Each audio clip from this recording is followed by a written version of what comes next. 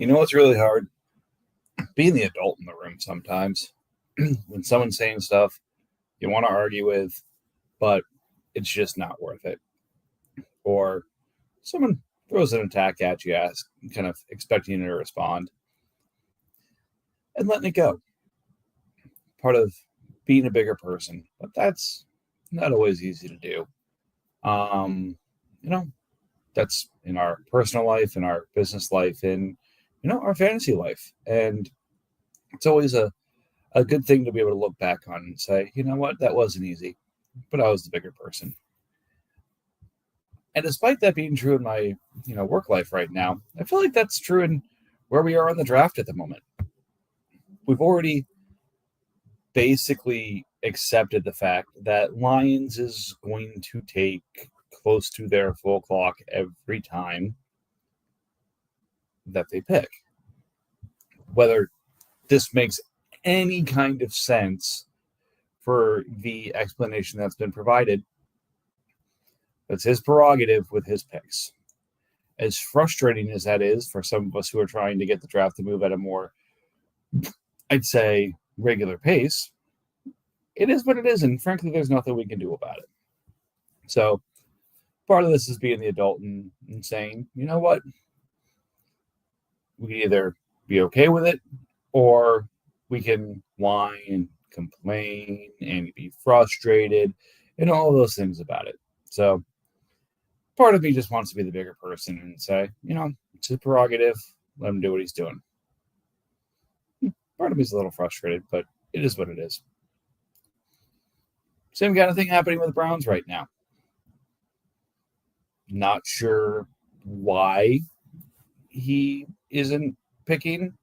I believe he came on the chat earlier and said something to the effect of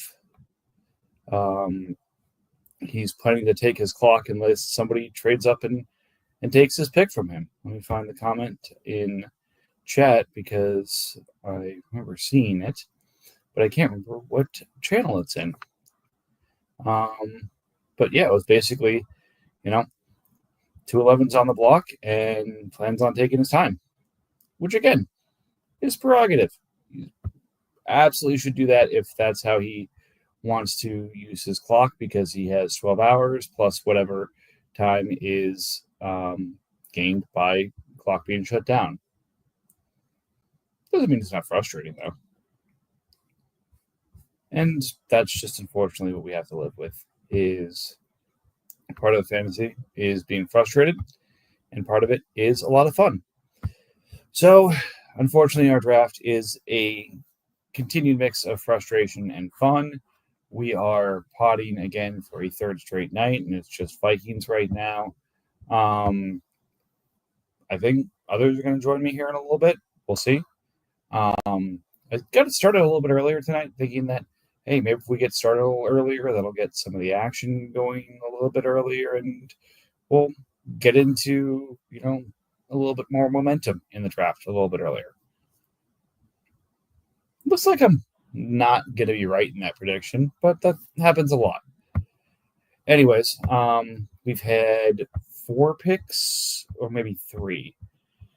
4 picks since we signed off last night. Touch on those real quick. Again, there was a taxi theft as well, and a trade. So actually a couple of trades. So we'll cover a couple of things here in the time where it's just me, and see if we can get a few more people to jump on so we can find some things to fill the time, whether that's, cooking recipes, whether that be talking about the weather, whether that's watching paint dry. We're just going to see what happens. And if, people don't join a little bit, I'll shut it down and enjoy my evening. But otherwise, we'll continue talking draft because it's been a lot of fun in the past years, but 3 pods might be too many for people. Maybe it's just the 2 that we had so far. Anyways, picks that have happened so far since we cut off last night.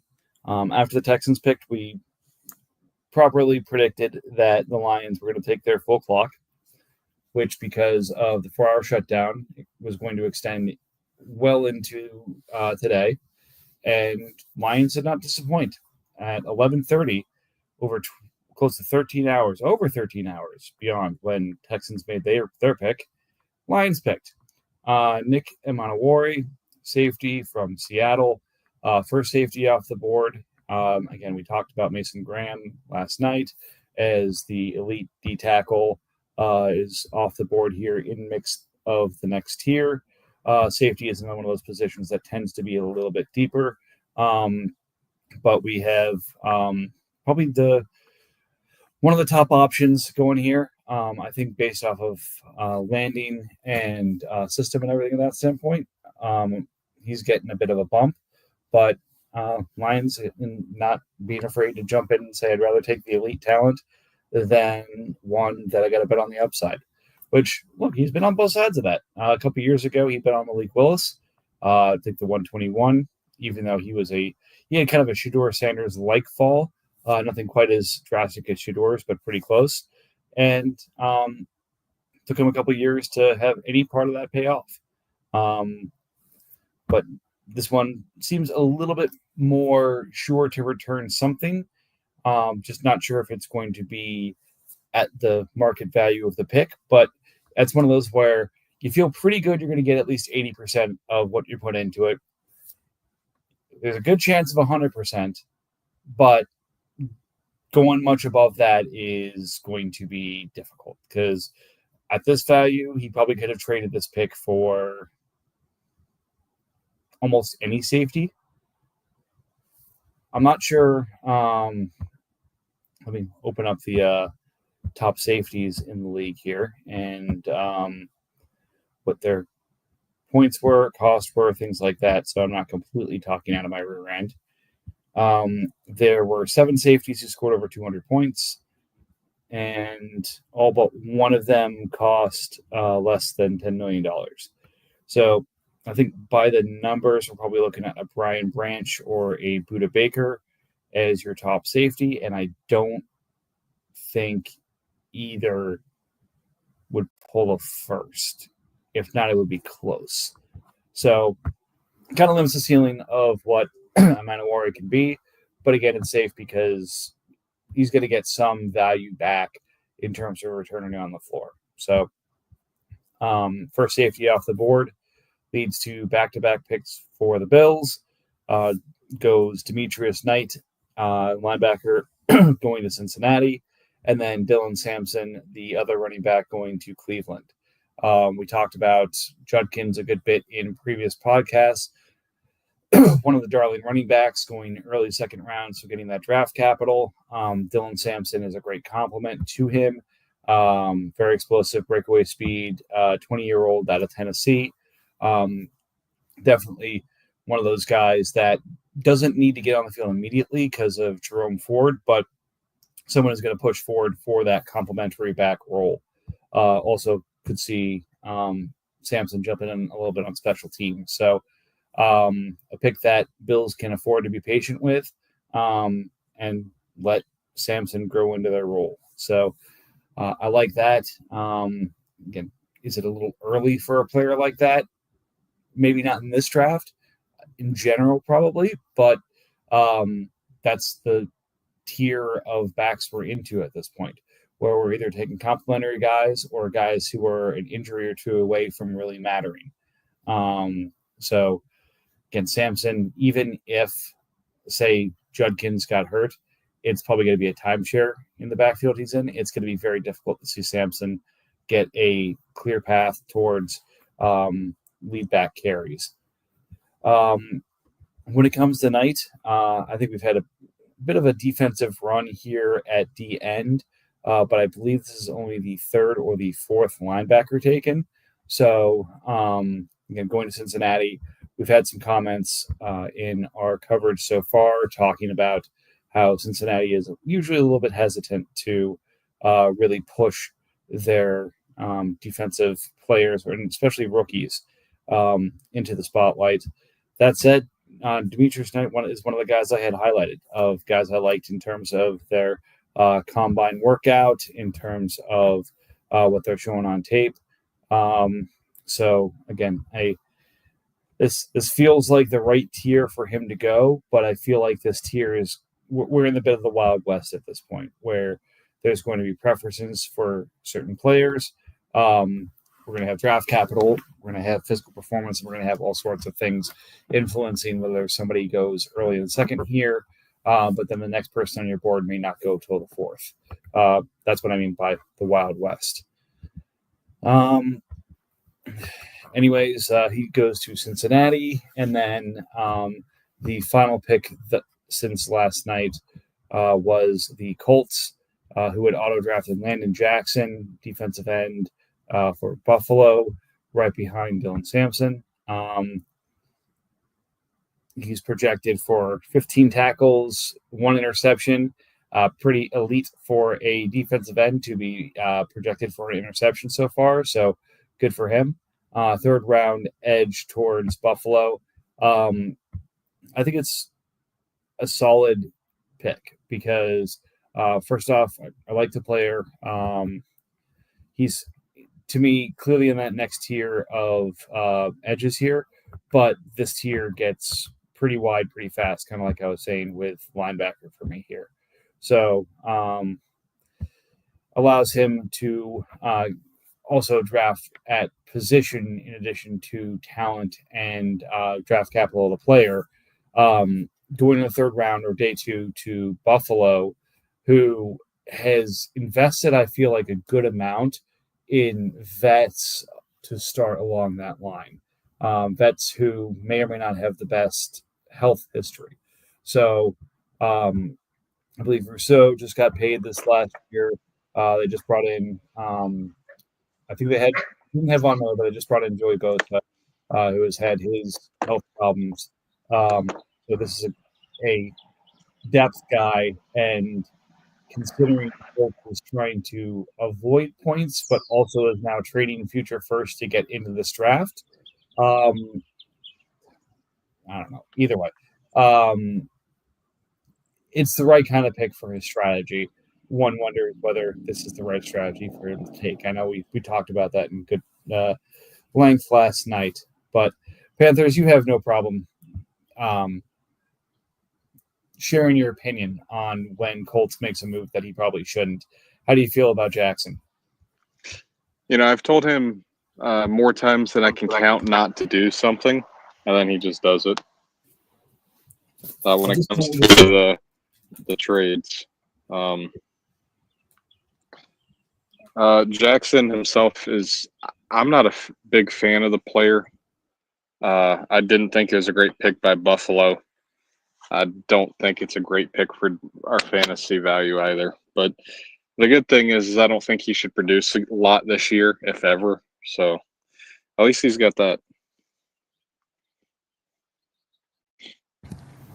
Exactly. At least he's going to keep the points down for Colts. But again, trading Falcons pick for a player that one of the best things we can say about him, and he's going to keep your points down for next year's pick, is not what you're looking for your first one. So we'll see what strike 2, his second approach does for him here. Like to get more into the player, to me, he's like the definition of just average. Like he is like the prototypical size and weight, but the athleticism isn't otherworldly. When you watch the tape, he's a solid run defender, but he's not a great one. His pass rushing technique isn't great, but it's not bad. And if you avoid just looking at the stats and watch how he generates his production, he's a guy who gets a lot of his sacks off of stunts and games and just good general pressure by the entire defensive line. He's not a guy who produces a lot by himself. And a lot of those guys go on to be, either solid starters that don't produce a lot, or they're out of the league in a couple of years. Well, the good news for Jackson is he's projected to get a pick this year. So not necessarily going to get many sacks or many pressures, but he'll get that interception somehow. Oh, yeah. He's tall. I guess that explains it. I was wondering, 6'7". He's a big guy, 6'7", 280. So he's definitely going to be one of those. Like I said, that's the best thing about him. It's just the build. He's just got one of those like big body guys that it's like, oh, we could put him on the outside. We can also move him inside, and you get a little too in love with the thoughts of where you can put him over is he actually a good football player. Well, I mean, it's one of those things where he's 6'7", 280, kind of to your point. If he's that good and he can play anywhere, he's so physically gifted, it's Arkansas. Why isn't he producing more? Yeah. Well, the other thing, too, like, I know not to say the other names, but there was a lot of other defensive ends who I felt were maybe not the ideal body type to be more outside guys. But you know how like Draymond Jones has been like the 6'2" and like 5'8" guy that for whatever reason has had success in Seattle and Denver lining up sometimes just randomly at outside linebacker, even though he seems like he's a better fit for like the inside through 4D end. I feel like we got a couple of those guys in this draft class. It's just Landon has the measurables that just look better for an outside guy, and that's perceived to have more value by the league, to where I think Jackson just got boosted up the Buffalo draft board a little bit more than I think he should have for my liking. Yep. So I think I might be losing my mind here, because was it just me, or did Browns post at some point today that his pick was going to be on the clock, but he was intending to take most of the time? Oh, no, he said that he was going to do that. It's on his trade bait. Okay, it's trade bait. I thought it was in chat. Yeah, he saw, when you have a team like Colts go out and give out a juicy first rounder for 2 seconds in the same range, and you see a player a couple picks before that get drafted and instantly traded for a first round pick, it makes it more tempting to want to sit there and wait. But, as you discussed yesterday on the pod, the first 20 minutes, you're probably going to get the bulk of your offers. The first 2 to 3 hours, you pretty much got it all. Unless one of these people who hasn't been on for a couple of days or all day just all of a sudden looks and goes, oh, crap, he's still there. I don't see any great offers coming in at this point. Yeah. Bengals is the only owner who hasn't been on in the last 24 hours. I don't think he has a pick like that to give, and that player isn't on the board. So, I mean, it is what it is, but here we are winning again, because the strategy is let me sit here and wait and hope for the best. And like I said, I just don't know what could happen that would fundamentally change any player's value at this point. Like, oh, cool, one player was running hills in a place where he got drafted already. Let me move him all the way up my board. Like, at this point, we know what we know about the prospects. We know where they landed. The teams are going to sign them, but they don't have any kind of rookie mini camp yet, and won't realistically for some time. So, like,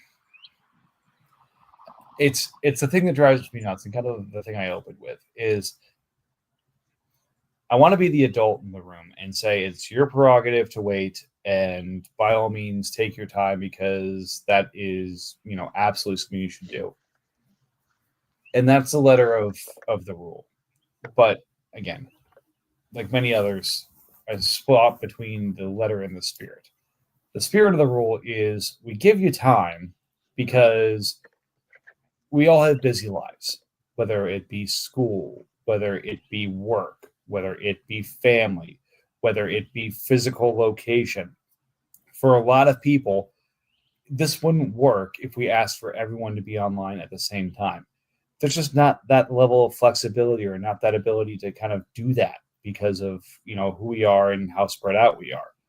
So we have to take an approach like this, and the clock is there to allow us to do that, so that if somebody picks at 11:30 and I go to bed at 7:30 because I wake up at 3:30 every morning for work, then I can still play in this league with somebody who's going to be up till 2 a.m. and not wake up till 11:30 and close to noon for breakfast. So again, that's why we have the long clock. But to just say, hey, we have it, so I'm going to use it, yes, that's your prerogative, but the spirit of it is when you get on the clock, you look at your offers. If you want to make a trade, make a trade. If there's not a trade there, then pick. If you don't want to trade, just pick. And yeah, no, I completely agree. like that's kind of the point here. But again, he is allowed to do whatever he wants, and it is what it is. And it's kind of like being frustrated at your fight getting delayed or things like that. There's really nothing I can do about it, except for pay up and try and trade for the pick. And I don't want to do that. It's not worth anything I would give up to go get it. So we'll just kind of. I'll admit I offered him a future fourth to get him to slide back like 4 or 5 picks, just so I could try to get us going. Because I know after him is Jags, and Jags can be notoriously slow himself sometimes because he's just a harder owner to get in touch with.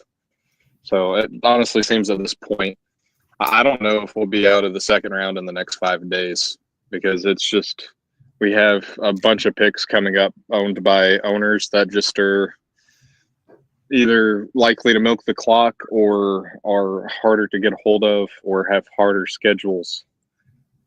Which, it is what it is. It's just it sucks when something that we're all enjoying this much gets dragged out. Like obviously it's you just got done binge watching a great TV show and now all of a sudden you have to wait a year for the next season. It's one of those kind of feelings to where it's like, can it be here yet? Can I stop overthinking what I'm going to do with my next pick? I just want it done. Well, we can start keeping track. The first round took about 76 hours, 76 and a half hours. We have been in the second round for about 30 hours. We've made it through 10 picks. Not a great trend if we think that each round is going to go faster than the last. Yeah, I wouldn't be surprised if it's another 15 hours before we're even to the middle of the second either. So,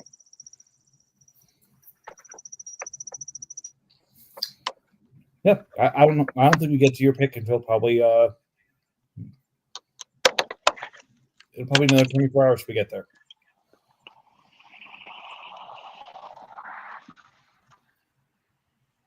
it does take me back to there is one rule I'd like for us to, potentially have the commission talk about, vote on, have it be a discussion. Is it hasn't happened this year. It has happened in multiple years in the past. If you trade up for a pick that is on the clock, I don't believe you should be allowed to then trade that pick. I believe if you're interested enough to pay up to go get a pick in a certain range, while it is actively on the clock, you shouldn't be able to continue to shop that. There's no reason to just keep flipping and flipping and flipping and flipping picks. You should be moving up to draft a player because, the spirit of the league is also to follow the NFL. NFL teams don't trade up while they're on the clock to then trade out of the pick. Like you're trading up to get a player to be on your team. You're not trading up to, what else can I squeeze out of this pick? I'm not saying, that's happening here. It's just, obviously it's not. It's just, that's just something I feel should happen for the league. Yeah, I think that's fair. I think the one caveat I would put on that is if an owner sent the offer for this pick before the pick is on the clock and it got accepted when it was on the clock, there's an exception for that. So if I send a pick if I send an offer for the 214 and say, okay, there's 2 players I like here. I want to get to the 214 because I feel like I need to get in front of the Bills and I can't get a hold of the Jags and the Colts traded for this pick already, so they're not moving. So that's the place I've got to go. I send that pick now. It takes a day before we get on the clock for that. Titans looks at it, accepts it. I can look back at the board and 2 players I want are gone. Then, yeah, I feel like that's a reasonable thing to try and move out of that pick. But I completely agree. If I sent an offer to Browns right now for this pick and he accepted it, I should be expected to make that pick.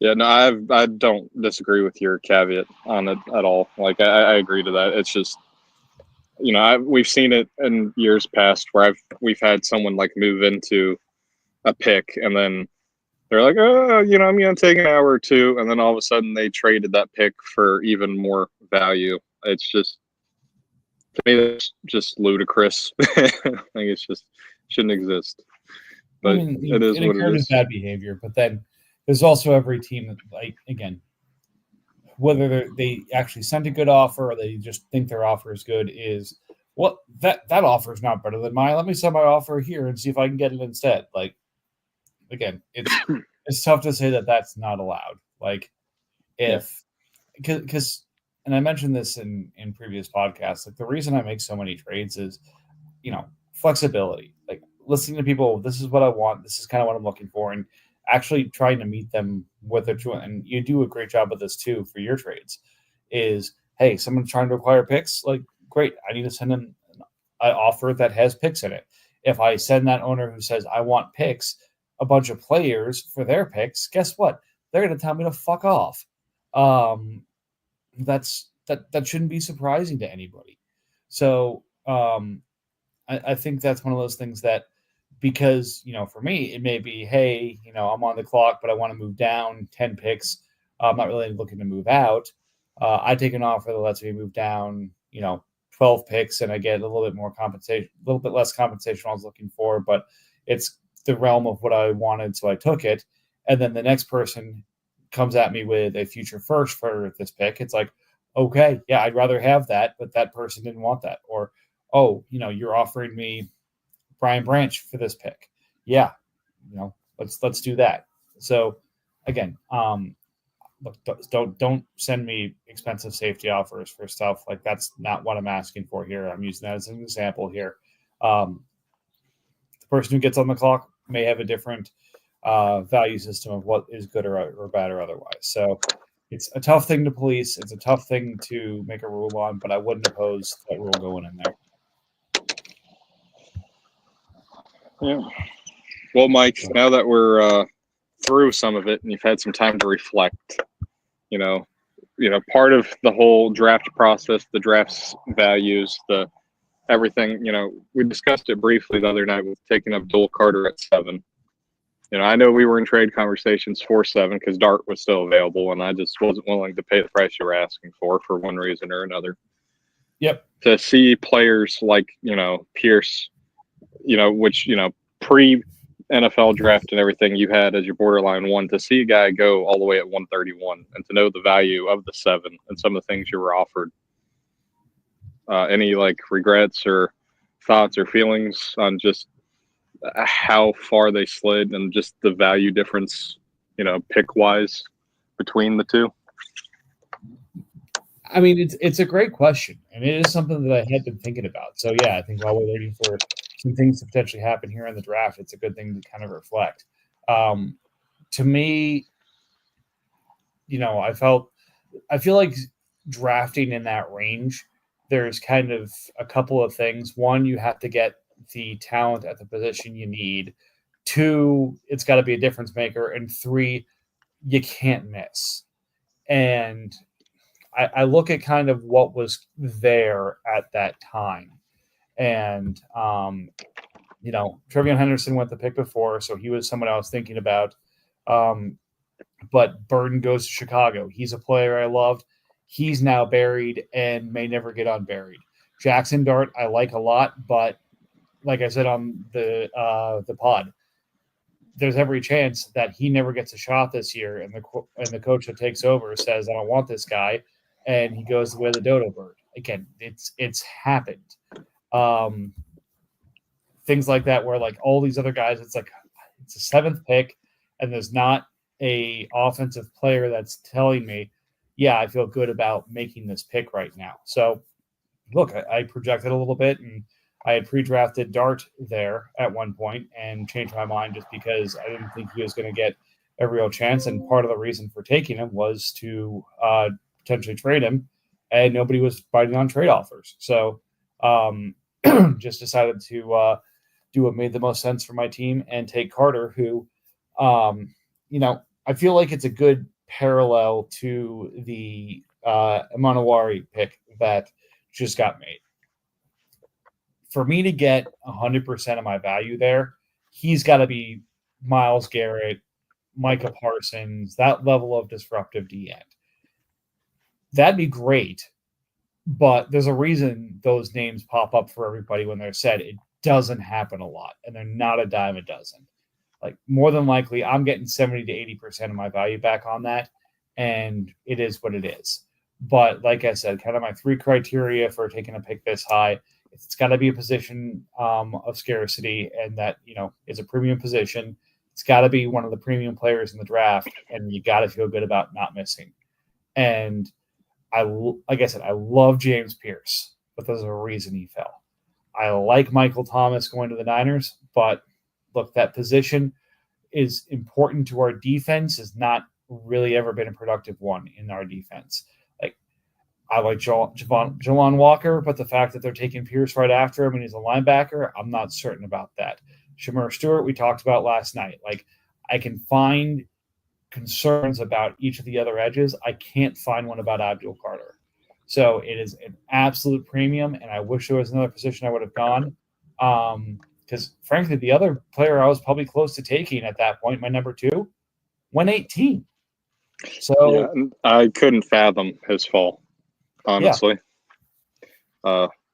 Like, personal board ranking, I had him and Emeka as 1A, 1B, with the real different caveat between the two being I felt Ibuka was more polished, and I felt Golden has more, of a ceiling. I feel like he's not fully developed yet. I think there's still some room to grow for him.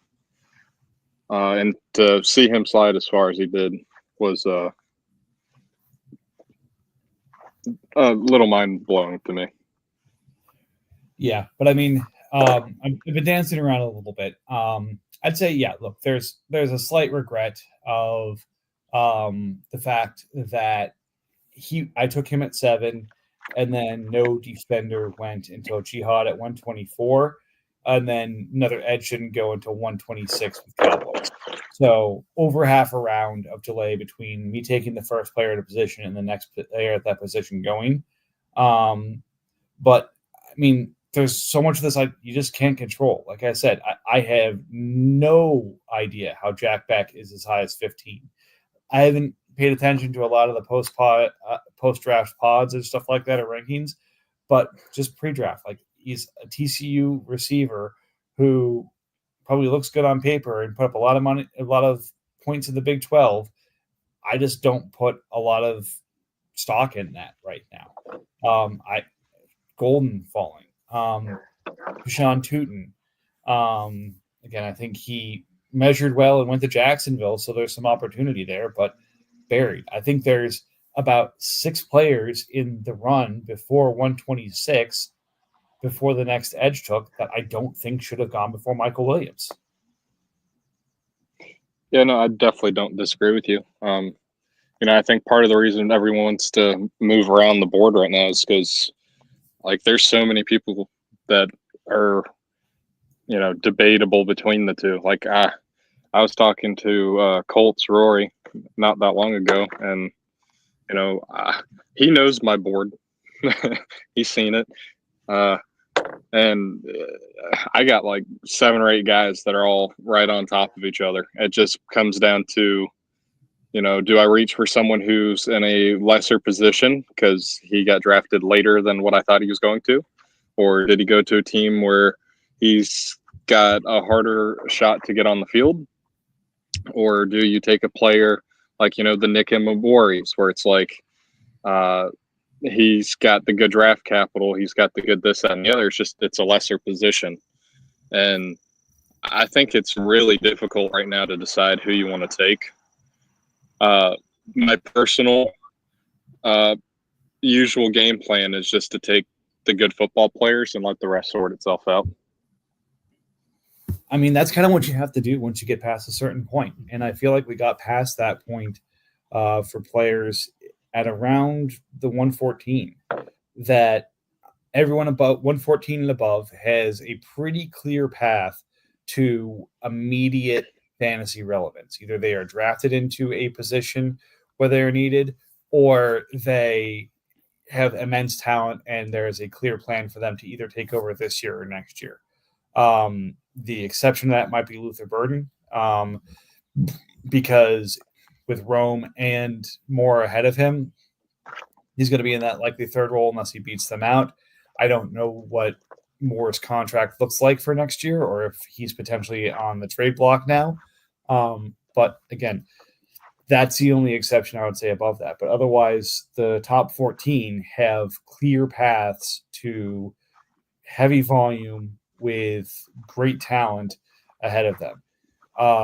Once we get past the 115, it becomes a little bit more situational, talent, distance from the field for some of these things. And look, I just, like I said, I don't know. But this is one of those things where savvy players in this position make sure the picks go to the teams that really should be the ones spending them. Like in this case, we talked about Dolphins and Cardinals and Cowboys and Patriots and the teams that are clearly in a position right now where they want to take shots at guys who are rolls of the dice. They're in the casino. They want to play craps. And the thing about craps is sometimes you roll, and if you hit 3 points in a row, you're going to make a lot of money. But there's a reason the house always wins, because you're going to crap out a lot too. So teams in that range who have aspirations for more right now should absolutely be taking trade offers to move out of here. It's, I've been trying like hell to move in because there are a couple of players I liked, but like I said, with the exception of probably those defenders that we've seen go in the early second round, with the exception of say Pierce, like a lot of those guys like belong on teams that can afford depth on their roster to roll the dice and see what happens. And the fact that we're there at this point in the draft should be showing in terms of sort of what the values of some of these things are. Yeah, no, I get, my board is completely scattered shot at this point. Like, because you've got guys who have top 50 draft capital, at not necessarily premium positions, but some positions that are harder to get. And then you got guys that have, even better than that, top first round draft capital at non-premium. And it's just, it's just really difficult to sort out where some of these guys are going to go. And there's going to be a lot of good value for people drafting in this round and in the next, at least from how I have everything stacked. Yeah. I mean, I think that's just going to be the nature of the draft at this range. Like we get to a point in the draft where I have no idea who the hell the player who got taken in front of me is. And I've been trying to move up for 20 picks to get a player. And despite all of my attempts to move up, he falls to me at my pick, and I break my finger drafting him so quickly. And all of a sudden, comments in the chat, who the hell is that guy? Like, again, I don't know how everyone develops their boards. I know we've got a lot of different sites people look at. I know there's a lot of different people listen to. But I feel like that's just the craziness. And like you said, I've got giant globs of positions. I think I've got some offensive players that are standing out as second round values for me, but my defensive tiers are a fucking mess right now. Yeah. Like one of my positions, my number 3 guy didn't get drafted until the 5th round. And it's like at that particular position, the NFL, like he was maybe, somewhere between the 8th and 13th guy drafted at that position. And I had him as my number 3 coming in. And it's like, he didn't get the draft capital I'd like. His position's okay. But it's like all these other guys got this over him. It's just like one of those things where it's like, I don't have to take him now. I can wait. I can slide. I can do this, that, and the other. But it's like, what about these other guys that are here? Like, do I want to slide down and miss out on these people? And, it's all over the place. I mean, that's the nice thing about having kind of a flat tier for some of these things. It's you can either stick and pick and feel good about it, or you don't have too much sweat off your brow if you're moving down a couple of picks if the right thing comes in. So the one thing it does leave time for is to try and make trades with what is out there on the board. And I keep looking at the trade bait right now, and I got to say, it's getting somewhat dismal, especially for those of us trying to move future firsts. We're out of that range of the draft where a future first is going to go for a pick. So it's got to be either be multiple or in combination. And then if you look at the players on the draft board, we've got the much maligned Travis Etienne and the potential blocked out Jaleel McLaughlin. We've got Commander's list of also Rands and studs that he's going to. That he wants way too much for. Yeah, multiple of these first round picks for us that can't afford those. Some players that are going for free as players try and his teams try and get cap and year space. The Buccaneers pile of shit with a couple of jewels in it. Yeah, like part of me wants to send an offer for TJ Watt, but part of me wants to be like, I don't know if I want to bite the poison apple there. I promise you, I've got the offers from him. I think he wants people to shoot themselves in the foot for him. So, no, I enjoy Bucks. Division rivals. Every once in a while, we've made plenty of trade deals. Every once in a while, he just sends me something, and it's just like, did the Giants get your login info? Like, are you okay? What is going on over there, sir? No, You're asking me to give you a player who's cheaper, better, and produces the same or is on the rise. And you also want me to add, a second-round pick, another promising player, this, that, and the other, for an aging vet who might hold out this, that, and the other. It's like, okay, I'm good. I would, if you have interest in this player, I want that guy, and you got the plus on the wrong side for me.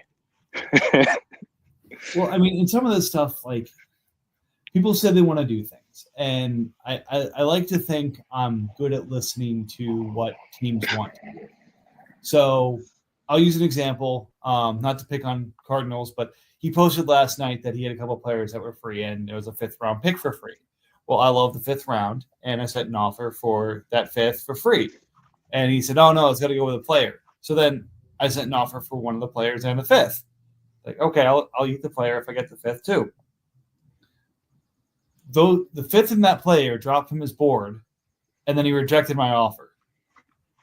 It's like, that's the point of the trade bait. Like, put what you want to do on there, and the owners that actually don't suck will send you offers based off of that. But if you're going to put stuff on that you don't want to do, then, I don't know what to tell you. Yeah, no, I feel like I've said it a lot. If there's something you're confident in that you want for a player, just ask for it. And it's one of those things where we saw with Colts. Colts asked for, I want a 1st-round pick for Overshow. I'm just sitting there like, I owned him. I never got an offer anything close to that while he was healthy.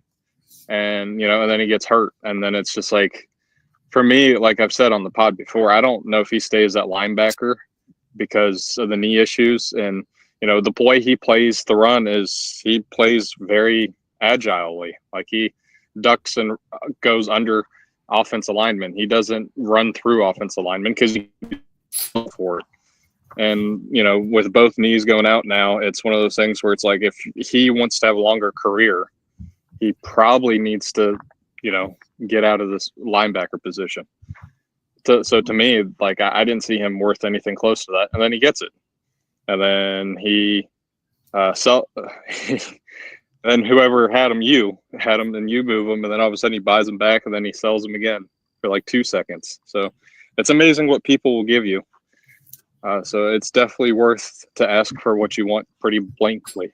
Well, there's also a negotiation tactic that I feel like there are some owners in the league that are better than others. But asking for something that is the $1.25 of what you'll actually take for the player, so that when somebody counters back at a wide variance, but what they either feel is a midpoint or a lot closer to their value, it's in the realm of what you'll accept. But then if you don't get that counter, if you come down in your price to that point, it's like, oh, all right, well, they've come down pretty far in their price, so maybe I can meet them halfway on this. I won't say it's a Giants offer or approach, but I feel like a lot of times I've made deals with him, it's been very similar, where, all right, I want 200% or $2 for this one player. And then it's okay, $1.99, $1.98, $1.97, $1.96. And then at some point it looks like it's okay, $1.80, or okay, works the way down, $1.20. It's like, all right, he originally wanted this, now he's offering this. Is that the right value? Because it seems like it's changed a lot, but it's still way over what I would have paid in the first place. Yeah, he definitely has sent me some where it's like, that doesn't look bad for a Giants offer, and that's like, wait a second, no, it's still bad. It's just not as bad as usual. And then you counter him, and then he's like, nah, I still need a lot more than what you're offering. It's like, well, I with him, I usually say, this is what I'm willing to do. It's this or nothing. Because we've had so many negotiations. Like last year, I traded away Chris Braswell on my package to get BTJ, and then he floated around and ended up on the Giants roster. And I had made it known that I wanted the player back. And I think on a 2-week span, we probably had like maybe somewhere between 50 and 80 trade offers centered around Braswell, just going back and forth between each other. Yeah. And every single time it was like he wanted me to give him like a plus for an unproven player, like a value that was even higher than I had drafted him at. And it's like, I believe in the guy and I like the guy, but felt like I get good value when I drafted him. I'm not paying you out the nose for him. Yeah. And he danced around trying to get an extra quarter in 50 different kind of ways. Yeah.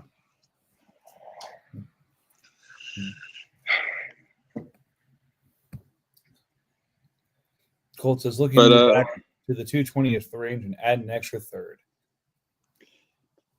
Going from I don't want picks because I don't want points to I want certain picks to I want more picks.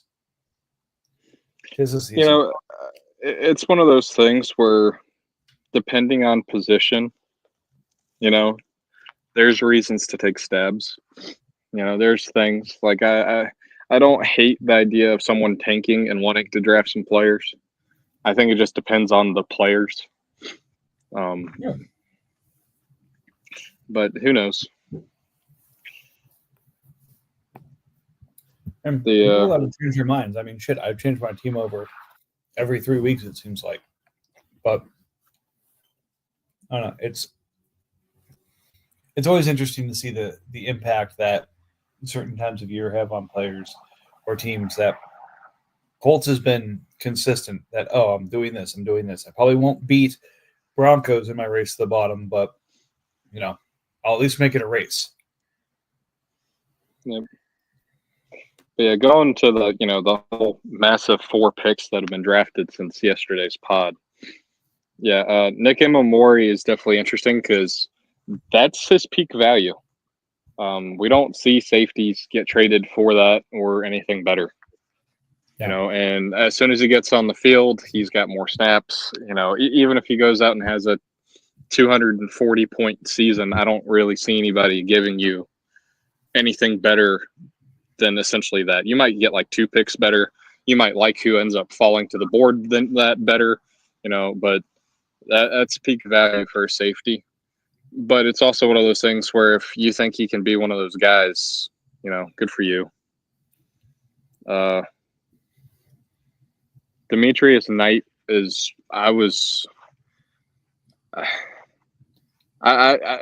they still have Jermaine Pratt. They still have Logan Wilson. I'm pretty sure Jermaine Pratt re-signed, didn't he? Or I he's think just so. still under contract. Let me look.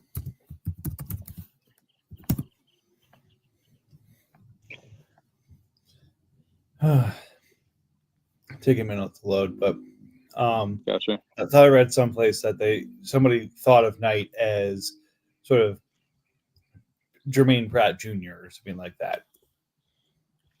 Well, he's just a weird one because he's an older prospect, and to me, he looks uncomfortable in like zone coverage. He doesn't look like a well-rounded linebacker that you would think would get, a premium second-round draft pick on. He's definitely a very solid run stopper. He's great at, attacking blockers. But he's also not one of those high-level instinctive guys. He doesn't seem like he's one of those guys who's a high IQ, like tape watcher either. He's a lot more of one of those Tremaine Edmonds, I have to see what's happening and then I attack. Like there's not a lot of just boom, bang plays for him. It's a lot of see it, then chase it down, which, that's fine and all, but to spend, that high of a draft pick in the actual NFL draft on that kind of player, it just, I did not like the Bengals' actual draft this year. It was not good. I mean, there was an opportunity for them to do kind of the fun thing of fuck it, YOLO, just keep, double, triple, quadruple tapping offense and start to fill in some positions that you're not going to pay and be a year early on it. Rather than, we're going to take players at positions that we need to fill, but we need to do it now. Pratt, it looks like is on contract this year, but then his free agency next year. So this actually does look like it's a pick that it's going to give the player a year to fit in the system before he's asked to or really called upon. So yeah, that's still just crazy though, because he's 25 right now. Like I think he'll be 26 this year. No, he'll be 26 before the start of next year though. But to be a player that old, to spend that premium of a pick, it's just the Bengals organization. They lucked into Joe Burrow because if it wasn't for Burrow, I don't even. They'd be getting close to the Cleveland Browns and just how bad they can be. Like it's really poorly managed over there. Yeah.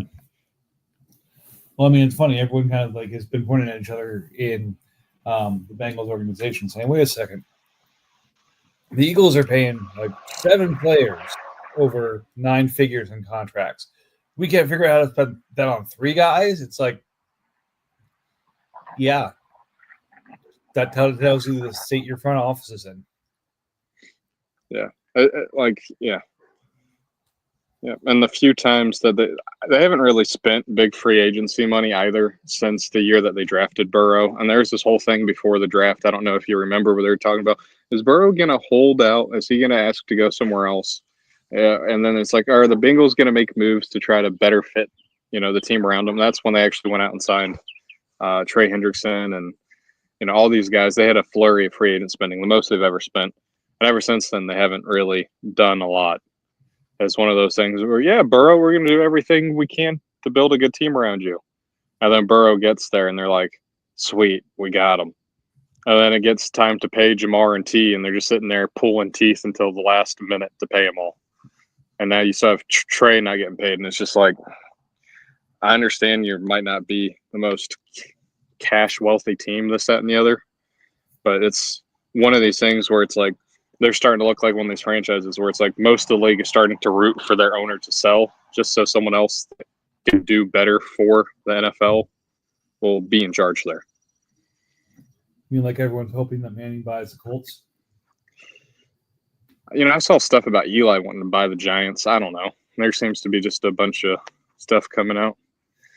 But yeah, no, the Colts have problems too. Irsay does too much coke.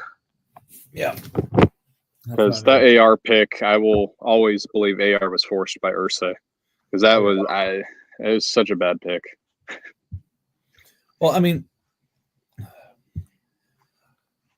you and I are on the same page with this. There are players, the best example I can give you for what AR should have had is when a team like Scoot Henderson is the NBA equivalent of AR-15.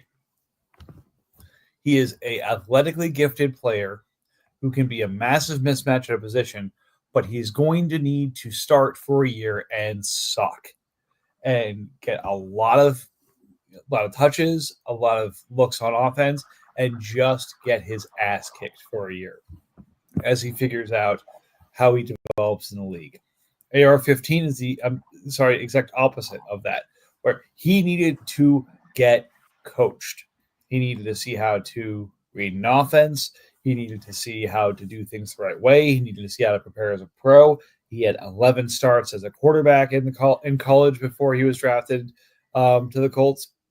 He needed time to sit behind someone and learn the ropes. Yeah. And neither got it. Well, no, it literally started like snap 1, snap 2 preseason for Anthony Richardson. There's an RPO, and he threw it way late to the right side of the field, pick 6 for a touchdown. It's like, dude, it's an RPO. That ball's got to come out right then and there. You got to make a quick read at the snap. They got called for downfield, and he threw a pick 6 to the backside late. It's like, you could not have messed up that play any worse to be your debut play in the NFL, even if it's preseason. It's just like that. It's just, you can't do that. Yeah. Well, and that's the point. It's, you fundamentally do not understand what your job is. Your job is this. And if you don't understand the basic stuff you need to do your job, then I'm sorry, you need to go sit down a little while and learn your job or go do something else. And when you are paying someone as much as they're paying and paid up for AR-15, like, shit, just do what everyone else did. Go sign Tyrod Taylor for a year and have him sit there and watch Tyrod Taylor play quarterback. Because, I mean, there's a reason he's bounced around to so many teams. Tyrod Taylor is probably a top 40 quarterback in this league still. Yeah, the guys who can, a lot of it can just be simple. It's like, look at how Mahomes has operated that offense the last couple of years. It's been just the dink and dunk, take what's there. Alex Smith for years, dink and dunk, take what's there. Josh Allen gets himself in trouble when he doesn't dink and dunk and just take what's there. Trying to play too much hero ball. You got to take a lot of the easy stuff to set up the big stuff in an easier fashion for yourself. Yeah, I mean, and for a coach too, like having a talent like Mahomes sitting behind Alex Smith and Andy Reid being able to go to him like, look, you've got, incredible mobility, a fucking cannon, but I need you to be able to do this before you can do that. And if you can't do this, what Alex Smith is doing, you aren't going to start. So learn, figure it out, and do what he can do, or else enjoy the bench. Yeah. And the other thing is so many people just say, well, he's the most toolsy quarterback we've ever seen, this, that, and the other. We've had plenty of quarterbacks throughout history. And we've had quarterbacks since him. We had quarterbacks, like Joe Milton. And we had quarterbacks in this year's draft where it's like the tools are immense. Mm-hmm. But then you watch the tape and it's like, you can't throw a slant at a 70% completion percentage against air. Yeah. Because you can't get your feet work. You can't get your timing. You can't do something, consistently. It's like shooting, free throws. It's like, bro, you're Shaq at the free throw line. You can't throw a slant. It's like, what kind of chance do you have? Yeah, I can't use you for those things. I got a guy I work with right now who had back problems and had, didn't tell anybody at work, but decided he was going to have back surgery before the holiday and hasn't been able to travel for the last 6 months, basically. And, calls me the other day, says, hey, I feel like I'm not really getting, a lot to do right now. I feel like everyone's a little bit upset with me. It's like, yeah, because fundamentally you need to be here to do half of the stuff we do. And because you can't do that, you fundamentally can't do the work. So if you can't do the basic stuff, you can't do the, tough stuff either. And I can't even give you the basic stuff right now. So, yeah, I hope. And again, I know the player you're talking about, and I like that player and his physical tools a lot. But Well, in you this know, particular draft, honestly, there's more than one. There's a second one who also got drafted to me, and it's just, it's as you're saying, sir. just you need to be able to do X before you can do Y. Yeah, it's definitely a real shame though. It's unfair to the fans too. Like, I understand the Colts. I understand the situation that they were in. They kind of had a rough go of it anyway. Andrew Luck has decided to retire. Wait, so you're telling me we're going through the season without Andrew Luck after he just got like comeback player of the year? We looked amazing, and we just had another draft, and we don't have him. Yeah, no, he's gone. And then to go through all these years of having a good roster, just missing a quarterback. Because I know there's other people who don't like Chris Ballard, but Chris Ballard, honestly, if you go look at his history, he's done pretty darn good job of getting, I think, above average for all GMs in the league of drafting. He's definitely missed here and there. He's made his mistakes, like all of them have, but I do truly enjoy him. And it's one of those things where it's like everyone looks at him, this, that, and the other. It's like if he just didn't lose Andrew Luck because of the mistakes of the GMs, unable to keep Luck healthy before him, like who knows how good the Colts could have been these last 4 or 5 years. Well, I mean, his weakness and Anthony Richardson, I agree, is probably an Irsay pick. But the reason I think he may be a Ballard pick, Ballard breaks ties in the direction of athleticism, which is not a bad thing to do, but it's almost any time there's a tie to be broken, all ties go towards athleticism. One of my favorite D tackles, who will probably die on my team because he's going to be consistently a backup, Adetomiwa Adebore, is the most physically gifted defensive tackle in Player Profiler's defensive tackle database. He has had less than 10 tackles in his 2 seasons and probably will never break out. But he is a guy that got taken early day 3 2 years ago. And, went that direction because this guy is an athletic freak, but yet either doesn't have the skill set or can't learn the position or can't stay healthy and can't get on the field. But those are the players that Ballard loves. It's give me the guy who has all the athleticism and I'll figure out everything else. Nah, I definitely don't disagree with it. But, it's also one of those things where it's like if you have 2 freaks and not DeForest Buckner. Yeah, they have DeForest. No, Buckner's in Jacksonville. The other one. No, he is. I'm right. Thinking Eric Armstead. Yeah. Okay, yeah. Sorry, I still confuse the Oregon boys all these years later. But, they have him and Grover Stewart, and they had him all those years. So I don't really blame him for getting someone that's more of a project. But, I get it. There's definitely things here and there. And then he's also had some bad luck, too, like taking Juju Brents in the second round, who's literally just had season-ending injury after season-ending injury. Yep. And then being forced to put in their later corners, and then Jalen Jones playing all last year and scoring a shit ton of points for me before I flipped him to Denver. But yeah. But something I did truly enjoy from the NFL draft is I know everyone looks at my linebacker core and goes, "Oh, Edgerrin Cooper." I really do think Edgerrin Cooper's going to be phenomenal. Like he didn't even play a tremendous amount of snaps last year, led the league in tackles for loss, linebacker position, yada, yada, yada. I'm not trying to sell him, so I don't really want to talk about him too much. But my other 2 linebackers, Jalen Carlisle, is still listed as the linebacker 1 or linebacker 2 in Indy. Ballard's came out and said good things about him. They didn't draft a linebacker. They didn't bring in a linebacker. And James Smith-Williams in Tennessee, late in the season when he played, looked really good. And they didn't bring in a linebacker. So it's literally him and Cedric Gray again. And at the end of the year last year, he was playing over Gray. So I'm very happy with where I stand at that position. And I keep getting a lot of low balls or expensive linebackers being offered to me for a lot more than I want to pay. Oh, I imagine. Well, I mean, that's the other thing. People look at look at rosters right now and they're looking at points. Like, okay, what's he have there? Oh, he doesn't have a lot of high point linebackers. He's got to need one. So let me try and overcharge him. Yep.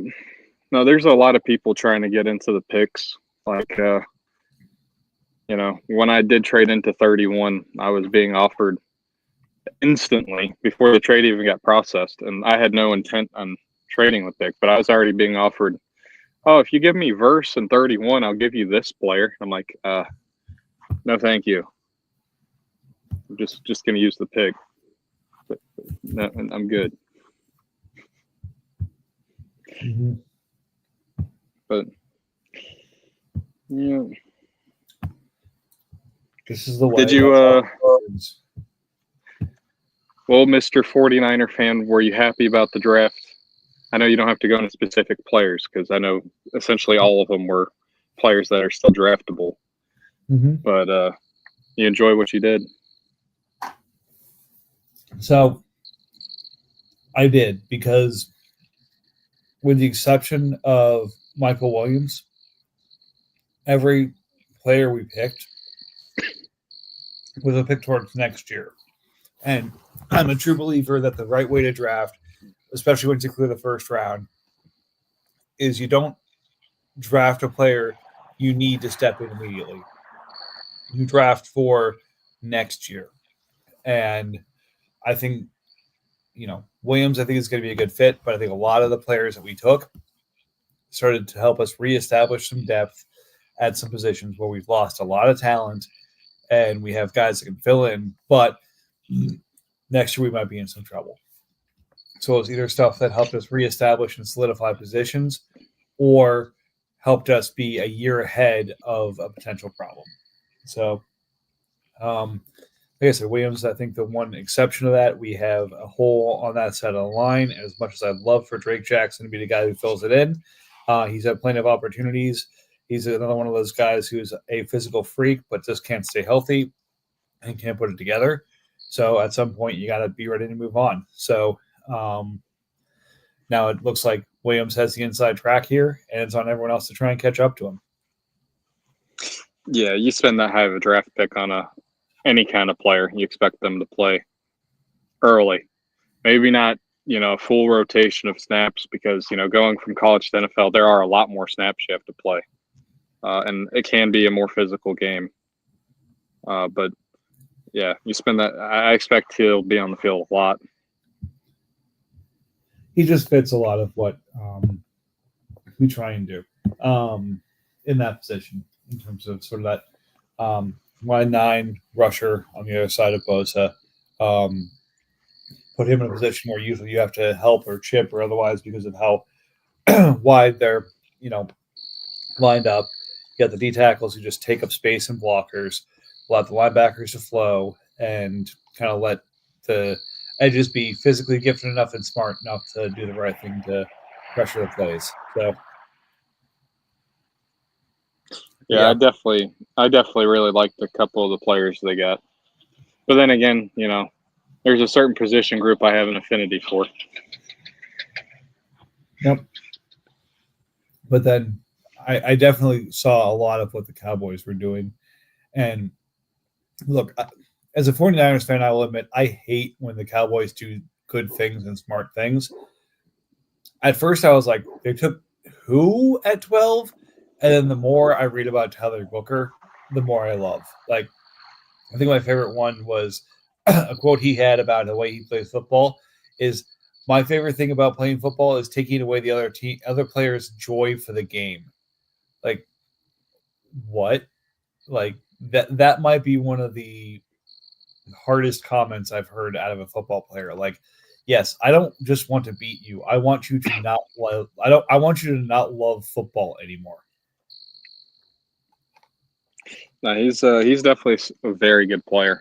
I didn't honestly expect that though. Just when you take who takes a guard that high, like ever? And if you do take a guard, they better be able to play every aspect of everything. And to me, he's just not the most athletic pulling guard. Like, he's just not the fastest. So I didn't expect him to go that high. But I wasn't upset with it. I do believe, O-line, D-line, just stack. Just stack and stack and stack.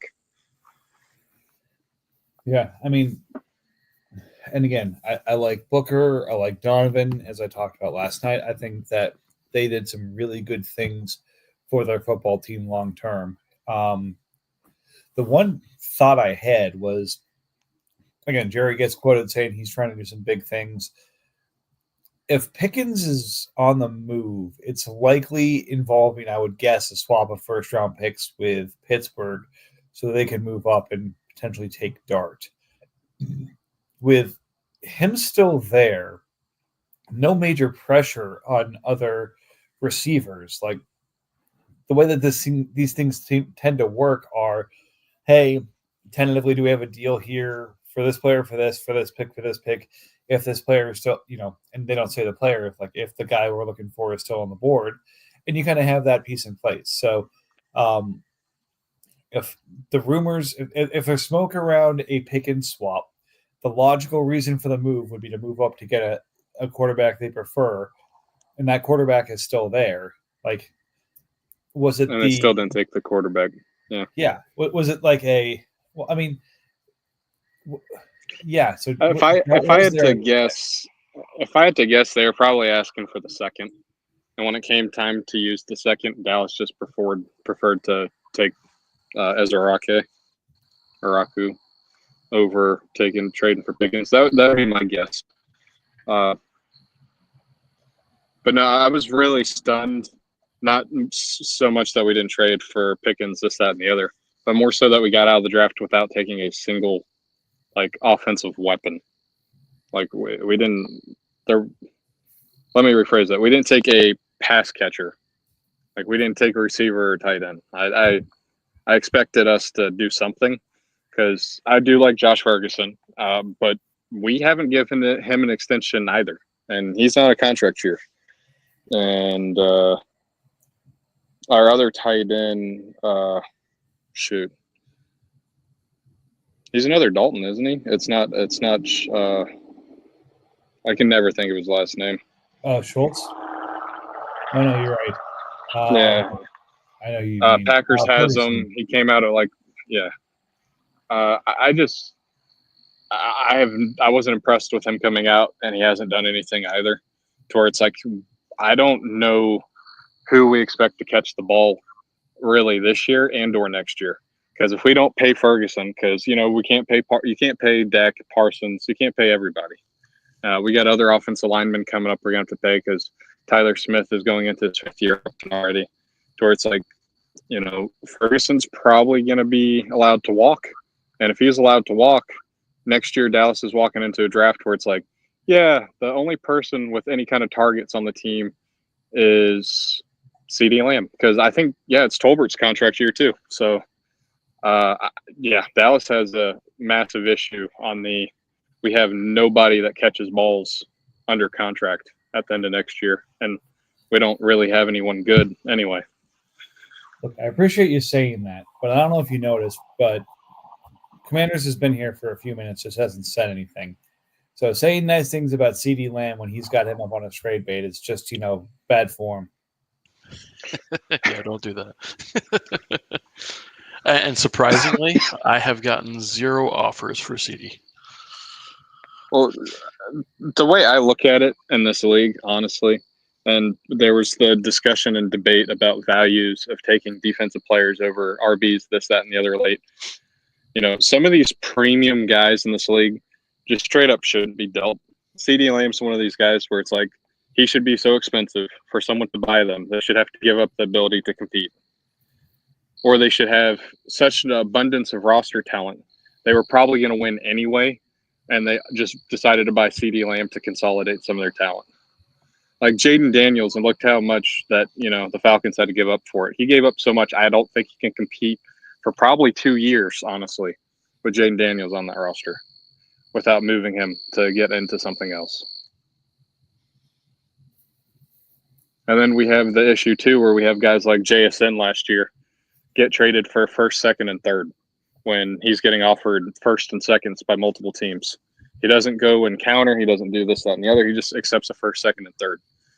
And then you see how much production he has. And then he popped off once DK went down injured. Yeah, and yeah, that's one of the issues in this league. Like, you've got to hold on to some of these guys. You can't just trade them for this, that, and the other. Like, I know you get into this, oh, my team sucks. I want to rebuild. I should probably dump points, this, that, and the other. But, you've done a very good job of it. Like, your team wasn't the greatest and you had DK, and I came up to you and I paid 2 first for DK, at a point in time. You've had other guys you've sold for good amounts. There's just a few too many owners in this league that give up on some guys too quickly and sell for, essentially either what they paid for the guy or less. And also just the time factor. It's like if you're getting a first and second for next year, or first, second, and third for next year for JSN, okay, well, he gets production for that entire year. You get nothing, which helps your draft pick. But it's like if you also held him, how much more could he just appreciate in value? Like, do you really think he's going to depreciate? Like, I don't know. Well, I feel like that's true about some of the players too. Like, I'll talk about like Igbokwe. We've talked about a good amount that he is somewhat blocked, but Godwin probably won't be rushed back, so he's going to get some kind of role. And if he performs, he's going to be given the opportunity to hold on to that role. So again, it's one of those where he's not going to get a lot of looks early on, and Burden's probably in the same kind of thing. But then if you spend the 9th or 10th pick on this guy, and then next year he's only had 65 targets and doesn't, 45 catches and 600 yards and 2 touchdowns, and that's all he had his rookie year, and you're kind of frustrated, and you sell him for a future first. Like, what the hell do you expect? Like, don't take a guy who's blocked with the pick and then be upset because he got blocked and get a lot of performance. Like, realize what you're taking when you're taking them, and either be willing to spend the time for them to develop, or, understand that you should probably just trade that pick in the first place. Yeah, definitely. We have a fair amount of that happen in this league. And then the other issue we have too, in my personal opinion, is we have a big drop off on what people are willing to pay around this 30-year age. And I don't blame people at all. But the other issue becomes some of these owners hold on to some of these guys that are old, or some of these guys that are in, not necessarily the best situations for too long. Like Rico Dowdle for last year. Oh, he's the starter for Dallas. He's a pending free agent. Everyone all offseason screams they need to get another running back. Travis Etienne last year, he's in the split backfield. He's not looking the best. He's getting outproduced. He's getting out-touched. He's getting benched at times. Like, he's $25 million. Like, there's some guys here and there where it's like, Deebo Samuel. Oh, he's with the Commanders now. Okay, well, he's got an injury history 5 miles long. They didn't give him a new contract. I think San Fran's paying most of his guaranteed money still on the deal. And you want what for him? Yeah. And again, I struggle with some of these too, because there's plenty of owners in this league who have gotten themselves a bit caught because they waited too long to sell the guy. I'll pick on Cowboys a little bit here with Devontae Adams. He still has value in this league, especially with signing with the Rams and being in the Sean McVay offense and having the potential to have another year or two of performance here. Last year, despite kind of bouncing around, still had a good stat-wise year. So, but 2 years ago was the time to move him. And you move him at that point, you can move him for a top 10 pick probably, and, allow yourself to move the position you need to. Now you're trying to move him, and it's kind of like, well, I want a mid-first. Well, I want this. And no one's willing to pay it. It's like, well, I can't get the pick I need to replace him. and for what I can move him for. So it's kind of like, and that's kind of the point. It's if you wait too long, you're not going to get the pick you need to replace them. So you've either got to move him by a certain point, or you recognize what he is. And I use the term "die on my roster," but that's overly exaggerating it. Like he's there and he's scoring points for me, and that's great. And nothing you give me for those 220 points is going to be worth me taking him off my roster. So I'm okay with that. Yeah, no, I was in conversations with him to buy him, and he wanted my 127 I had at the time, and I just told him, I'm like, I'm gonna be honest with you, I'd rather wait and see what's on the clock at that point, because it was before the NFL draft even, and I'm just like, there's a chance that I might only have a 40% dice roll, but that 40% dice roll could potentially be $2-3 million for me for 4 years, whereas I don't know if Devontae is going to play more than 1 or 2 years, and he's going to cost me $22 million. Like like you never know. Like there's no injury insulation when guys get that old either. Like they go out, they tear their knee, that year's done, and it's like they had maybe 2 years left. Like what am I getting now? And you just threw away a pick, and it's a premium pick. There's only 32 first rounders in the league. Yeah, this is true. Oh well, we bored Commanders out of the booth here.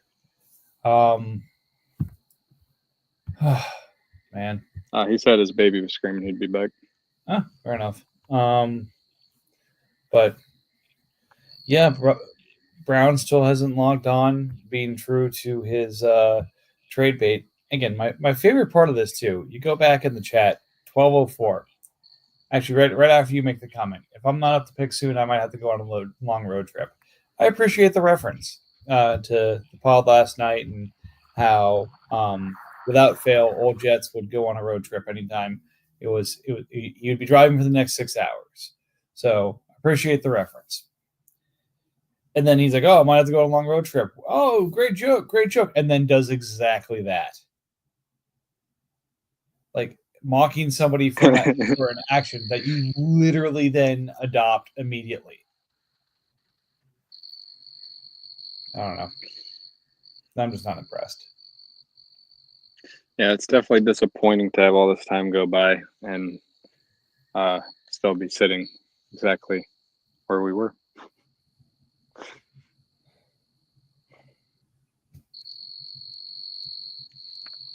Yeah, the crickets in your background right now are perfect kind of background noise for how things are going in the league here. So we covered the trades yesterday, or we covered the trades for the most part. I mean, no picks are going, no major trades are happening. We've covered kind of everything happening in the draft, and people are showing no desire to even really get things moving. So I don't know. I appreciate you, Jordan. I'm just going to close it down. It's it's one thing if the draft is moving and there's something to cover and there's action and there's desire and there's stuff going on, but this is just frustrating. Like, oh no, I completely agree. It's been a abysmal moving pace. This has definitely been the slowest draft, I believe, that we've had to this point, and at least to this point in the second round. Yeah, so that I've been a part of. Well, no, not going to be on the road tomorrow, and I won't be able to start podding again until Monday. So who knows? Maybe we'll make it to the second round at that point, or we'll keep going at the rate we're going, and we won't be.